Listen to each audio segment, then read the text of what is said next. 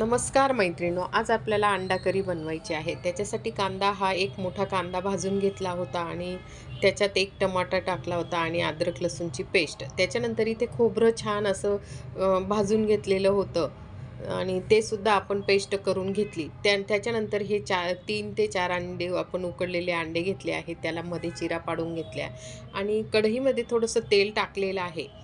तर हे बघा, अशा पद्धतीने आपण इथे ह्या सगळ्या अंड्यांना अशा चिरा पाडून घेतलेल्या आहेत पूर्ण. आणि कढईत थोडंसं तेल टाकून घेतलेलं आहे आणि त्या कढईत टाकलेले आहेत. तर गॅस चालू केलेला आहे आपण. तर असे हे 3 अंडे घेतलेले आहेत.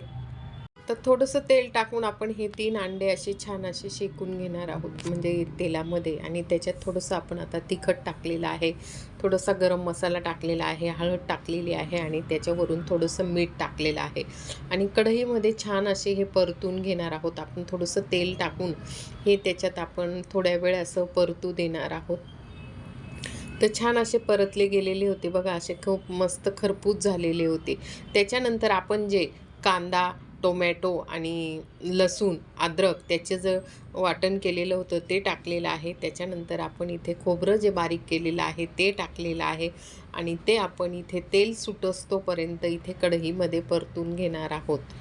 तर माझं थोडीशी घाईत झालेली आहे करताना, तुम्हाला सांगायचं हे की तर इथे आता आपण खोबरं टाकून घेतलेलं आहे. खोबरं जोपर्यंत तेल सुटत नाही तोपर्यंत आपण ते परतून घेणार आहोत. तर असं बघा, इथे तेल सुटायला लागलेलं होतं आणि घरातले जे मसाले होते तेच मसाले आपण इथे वापरले. गरम मसाला, काळा मसाला. तर मला असं थोडंसं खोबरं कमी वाटलं तर मी परत अजून टाकलं, कारण आपण आधीच खोबरं भाजलेलं असतो. त्याच्यानंतर इथे हा मसाला टाकून घेतलेला आहे. परत थोडंसं तिखट कमी वाटल्या, खोबरं आपण वाढवल्यामुळे परत मी थोडा मसाला टाकून घेतला आणि हे असं परतून घेत आहोत जोपर्यंत तेल.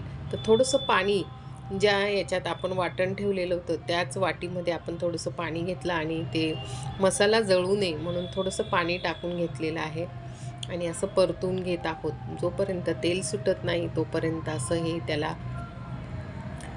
तर इथे छान असं तेल सुटलं होतं आणि मी थोडंसं अर्धी वाटी थोडंसं पाणी टाकलेलं आहे. बाकीचं पाणी आपल्याला आता गरम पाणी वतायचं आहे. त्याच्यामध्ये थोडंसं कोमट पाणी वतायचं आहे आणि आपल्याला जितका लागतो तितका आपण इथे रस्सा तयार करून घेणार आहोत.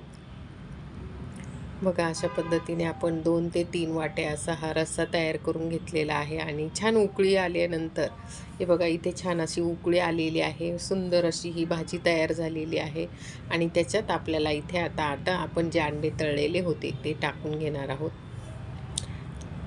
तर छान अशी ही अंडा करी झालेली आहे. अगदी सोप्या पद्धतीने. व्हिडिओ आवडल्यास लाईक, शेअर, कमेंट.